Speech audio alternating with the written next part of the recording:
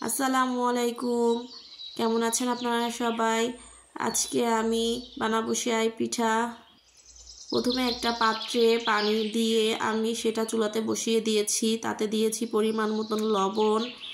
এরপরে আমি পানিতে যখন বলক এসেছে তখন এর মধ্যে চালের গুঁড়াটা দিয়ে চালের গুঁড়া ভালো করে সিদ্ধ করে নিব।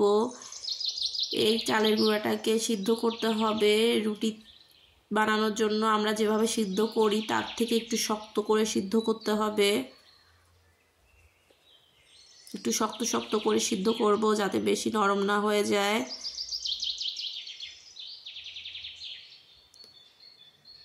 চালের গুঁড়াটাকে সিদ্ধ করে নিয়ে আমি এটাকে একটু মথে নিব।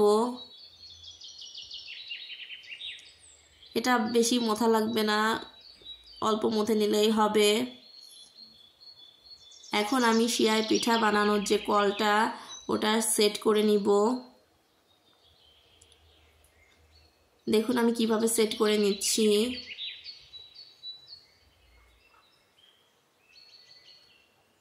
এভাবে করে লাগিয়ে নিব।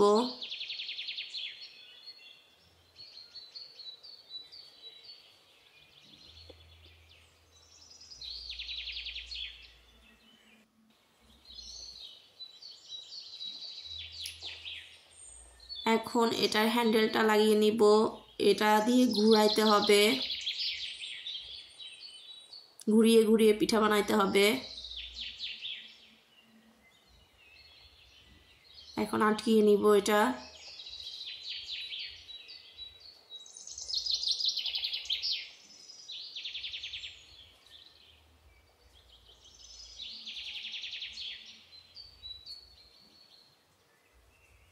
এখন আমি একটা চেয়ারের উপরে একটা কাঠ দিয়ে নিয়েছি। কাঠের উপরে আমি একটা কাপড় দিয়ে মুড়ে নিয়েছি। আমি কাঠের সাথে মেশিনটাকে ভালো করে সেট করে নিচ্ছি।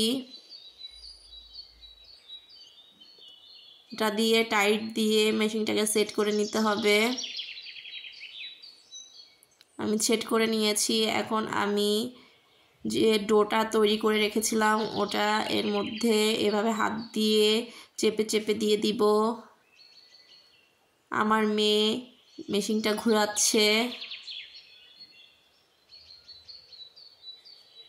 দেখুন এদিক দিয়ে দিতে হবে আর ঘোরাতে হবে আর নিচ থেকে পিঠাগুলো পড়বে।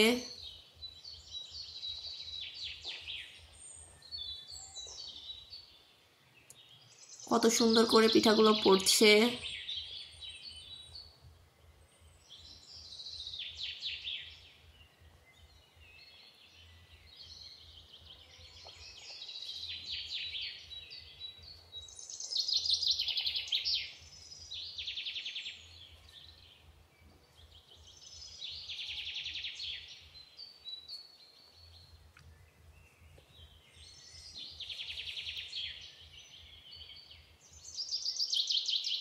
কিছুটা চালের গুঁড়া ছিটিয়ে দিতে হবে যাতে পিঠা একটার সাথে একটা লেগে না যায়।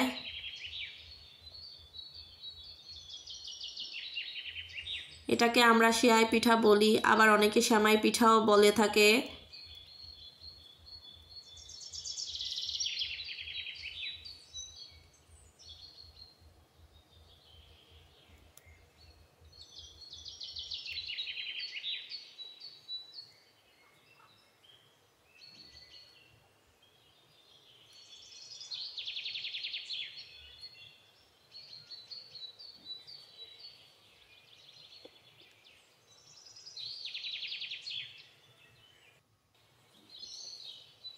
এভাবে করে আমি সবগুলো পিঠা বানিয়ে নিব। আর চালের গুঁড়া মাঝে মাঝে চালের গুঁড়া ছিটিয়ে দিতে হবে।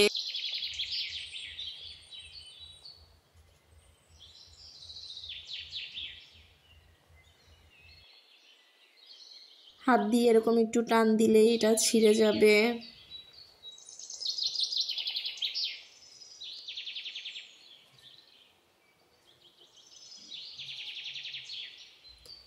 আমি সবগুলো পিঠা বানিয়ে নিয়েছি। এখন আমি একটা রাইস কুকারে পানি দিয়ে দিয়েছি পিঠাটা সিদ্ধ হওয়ার জন্য। পানিটা গরম হয়ে গেলে যখন বলক উঠে যাবে তখন আমি রাইস কুকারের উপরে সিদ্ধ করার জন্য যে জালিটা থাকে ওইটার উপরে পিঠাগুলো সিদ্ধ করে নিব।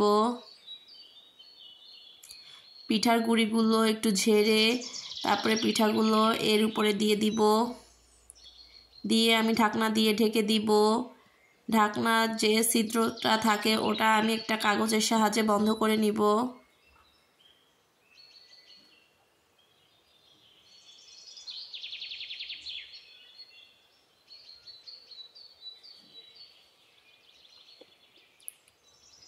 দশ মিনিট পরে আমি ঢাকনা তুলে নিব। পিঠাটা আমার সিদ্ধ হয়ে গিয়েছে, এখন ঢেলে নিব। একইভাবে আমি সবগুলো পিঠা সিদ্ধ করে নিব। দেখুন কতটা সিদ্ধ করার পরে কতটা ঝরঝরে হয়েছে পিঠাটা।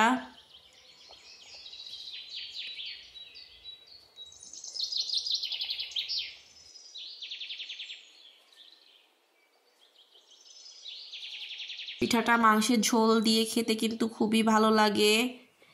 আমরা এই পিঠাটা মাংসের ঝোল দিয়ে খেয়ে থাকি। আমি মাংসের ঝোল নিয়ে নিয়েছি, মাংস দিয়ে আর মাংসের ঝোল দিয়ে আমি পিঠাটা খাবো। দেখুন মাংসের ঝোল দিয়ে আমি মাখিয়ে নিচ্ছি। ভালো থাকবেন আপনারা সবাই, আল্লাহ হাফেজ।